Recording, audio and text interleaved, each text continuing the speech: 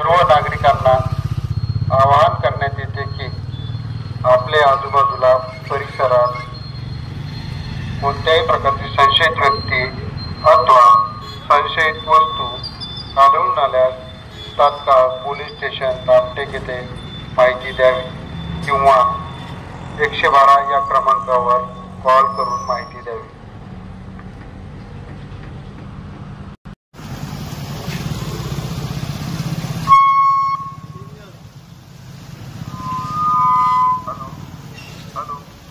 आवाज करा आवाज।